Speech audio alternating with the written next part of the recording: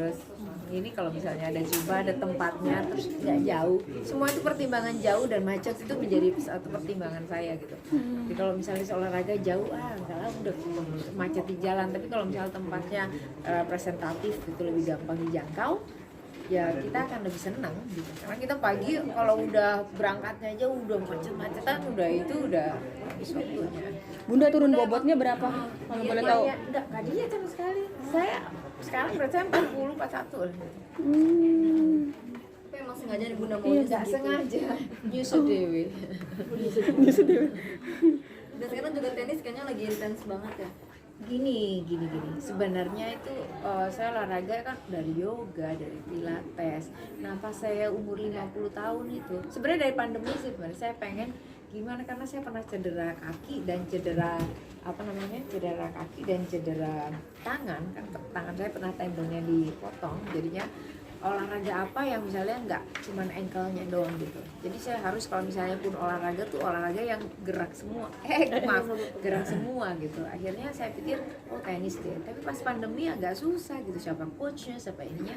Jadi setelah pandemi, setelah saya ulang tahun terus berapa bulan baru saya nyoba tenis. Akhirnya tenis. Yang pertama saya lakuin adalah saya beli raketnya itu mesti apa. Saya nanya, kalau aku mau main tenis apa aja yang mesti dibeli gitu kan, kita bisa oh iya tenis raketnya ini beratnya segini, ininya segini.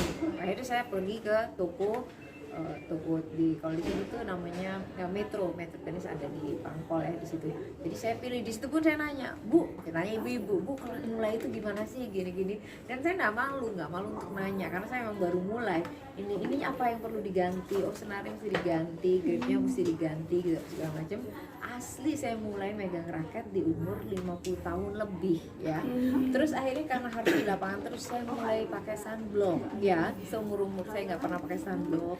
Jadi saya mulai belajar pakai sunscreen di umur gitu. Jadi saya mau mulai hari-hari saya dan saya merasa kayak itu endorfin happy ya. Jadi kayak saya seneng gitu ngerjain itu. Terus saya bilang sama coachnya, saya nggak mau jadi atlet, saya nggak mau, saya cuma pengen bisa main, saya pengen bisa fun aja ngerjain gitu. Dan jadi saya melakukan itu dengan sukacita. Nah waktu itu terus kebetulan Selo kan kepengennya sekolahnya ada di Jogja. Nah pas di Jogja tuh ternyata lapangan itu banyak, di UGM, di UNY, di di Gadok itu banyak. Kalau di sini saya di Bulungan nungguin 1 hari aja susahnya setengah mati. Tapi jadi saya jam 6 pagi itu karena kalau hari Selasa tuh udah ada di Bulungan, udah siap latihan. Tapi kalau misalnya pas di Jogja, wow ini menarik banget. Oh Silo punya planning, dia ada bimbel. Oh saya mesti ngisi kegiatan, nggak mungkin nggak gitu-gitu aja. Saya mesti dari jam 6 saya udah di lapangan itu, kalau nggak di UNJ itu saya nemu coach di Jogja, ada si Deo namanya. Ternyata dia favorit coach di Jogja, alhamdulillah. Dan Jogja itu salah satu kota tenis memang, jadi hampir semuanya orang tuh ikut tenis. Nah di sana saya latihan dari jam 6 sampai jam 8, sampai jam 8 saya balik, terus saya ngurusin sarapan Selo bimbel apa segala macam. Terus sore saya ikutan lagi, saya belajar lagi. Sebegitunya saya belajar, saya pengen bisa tenis karena merubah saya yang badminton terus tenis meja berubah jadi tenis lapangan itu susah setengah mati. Megang gini harus ini, megang gini harus ganti gini, harus terus ketepatan bola. Jadi kayaknya mikir banget ya olahraga tenis. Dirutinin Bunda seminggu sekali atau berapa, setiap hari atau seperti apa mungkin? Oh kalau setiap hari saya udah jago Mbak. Gimana Bun mungkin? Enggak, saya semuanya enggak maksa. Semuanya pas sekarang kita mau. Jadi kita gini nih. Kita mau lapangan enggak ada. Ya kan? Selalu gini. Kita mau aja jog ngamen. Jadi kayak gitu-gitu. Jadi pas lagi bisa saya akan lakukan. Support anak-anak gimana Bunda? Apa? Support anak-anak. Ngomong lo blepet gitu. Dari anak-anak supportnya seperti apa Bunda? Oh dari anak-anak supportnya, dia senang saya punya kegiatan itu. Dia nggak suka kalau bundanya terlalu kecapean, terutama kalau capek bekerja atau misalnya tenisnya gini, udah jangan dipaksain, itu aja pesannya anak-anak. Tadi pagi dapat bunga dari mana Bunda? Dari anakku.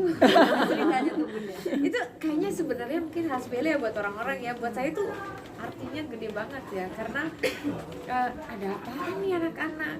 Kevin di Singapura, Selo tadinya mau datang kok nggak datang, ada apa nih, kirim pakai bunga, ada apa lagi disegel-segel gitu. Terus nulis dengan tulisan tangannya Selo yang sangat vintage dan jadul gitu, udah dia tulis gitu, saya ibu-ibu yang normal sama seperti ibu-ibu yang lain, yang kalau dapat sesuatu dari anaknya itu apa ya, itu mungkin hadiah terindah, itu kan kayak saya ngerjain semuanya itu kan buat mereka. Jadi begitu anak-anak saya itu ternyata udah jangan terlalu capek, jadi saya kerja, jangan ini itu apa segala macam, ini sayang sama bunda, terus ucapin terima kasih gitu, kamu banget ya, dan kami akan janji jadi anak yang membanggakan ya. Itu apa ya seneng, pasti kalian ibu-ibu ini pasti kan juga seneng, bukan banyak hal yang kita seneng, kadang-kadang itu tuh kayak kita kayak digerojok aja dan semangat kita kayak nambah lagi gitu. Bunda kan